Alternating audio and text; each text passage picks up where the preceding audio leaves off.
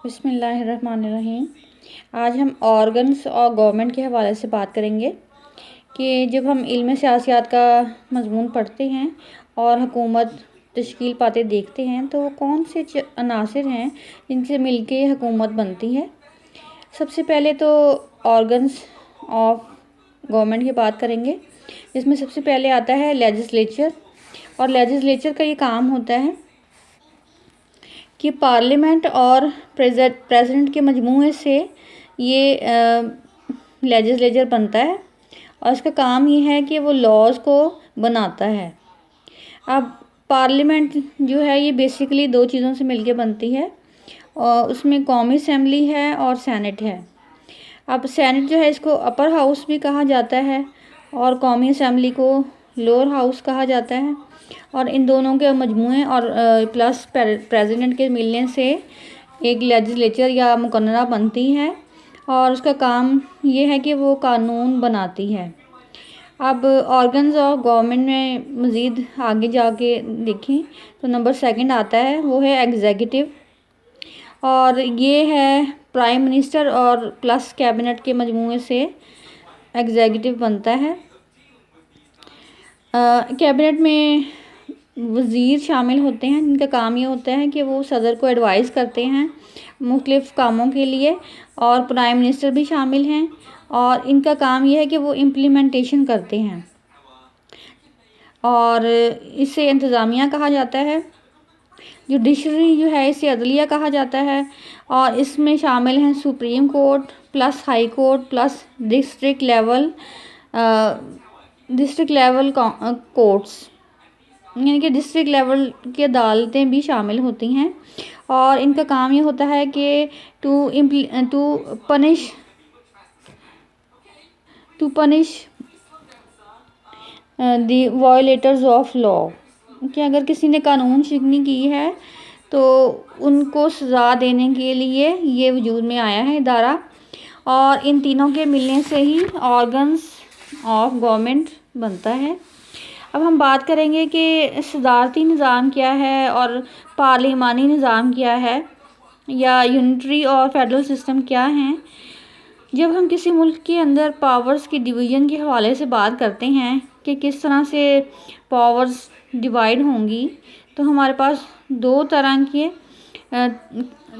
के सेमेस्टर्स आते हैं या दो तरह के तरीके आते हैं। इसमें है यूनिटरी और एक फेडरल। यूनिटरी में पावर्स सेंटर के पास होती हैं, यानी कि उनका मरकज़ पावर्स का एक ही है। और उसमें मिसाल ये है कि यूनाइटेड किंगडम है और सऊदी अरब इसकी मिसाल है, यहाँ जहाँ पे यूनिटरी सिस्टम राइज है। और इसमें लेजिस्लेचर को पावर दी गई हैं सेंटर की तरफ से। और सेंटर में ये होता है कि सेंट्रल जो सिस्टम है या पार्लिमानी निज़ाम जो है उसमें सारी ताकतें जो हैं वो एक जगह मरकूज़ नहीं होती, बल्कि पावर्स की डिवीज़न होती है।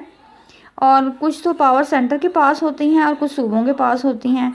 उसका मकसद ये है ताकि तमाम ताकत एक ही जगह पे मरकूज़ ना रहे, बल्कि सूबे भी इससे फ़ायदा उठा सकें।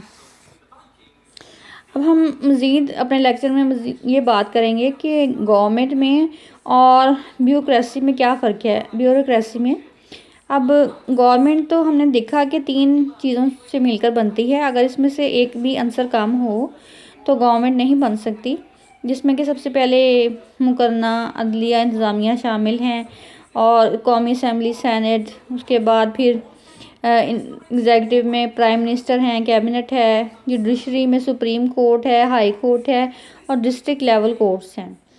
अब हम ये देखें कि ब्यूरोक्रेसी क्या है, ब्यूरोक्रेसी में कौन से लोग आते हैं और ब्यूरोक्रेसी कैसे काम करती है। अब ब्यूरोक्रेसी में उसकी मिसाल इस तरह से है कि अगर गाड़ी का इंजन ख़राब हो जाए तो गाड़ी नहीं चलेगी।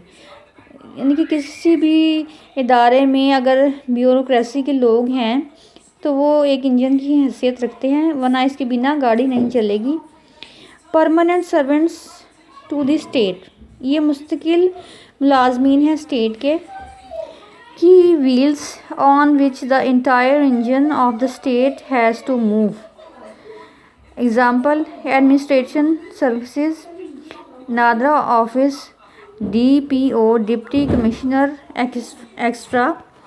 और इसके अलावा जो लोग CSS के इम्तिहान पास करते हैं या वो पब्लिक सर्विस कमीशन के इम्तिहान पास करते हैं या वो सूबाई कमीशन सर्विस के इम्तिहान पास करते हैं, तो ये लोग हैं जो कि ब्यूरोक्रेसी में आते हैं और ब्यूरोक्रेट्स कहलाते हैं। और ये किसी भी स्टेट के मुस्तकिल सर्वेंट्स हैं। और ब्यूरोक्रेसी वाले जो हैं ये एक्सपर्ट्स लोग हैं, अपनी फील्ड में बहुत एक्सपर्ट होते हैं और पढ़े लिखे लोग होते हैं जो कि मुख्तलिफ इम्तिहानात से गुज़र कर ब्यूरोक्रेसी की पोस्ट हासिल करते हैं। उम्मीद है कि आज का लेक्चर आपने सीखा होगा और इंशाल्लाह अगले लेक्चर में हम मज़ीद मालूमात लेके आएंगे जिसमें कि सेनेट क्या है और कौमी असम्बली क्या है ये बयान किया जाएगा। शुक्रिया।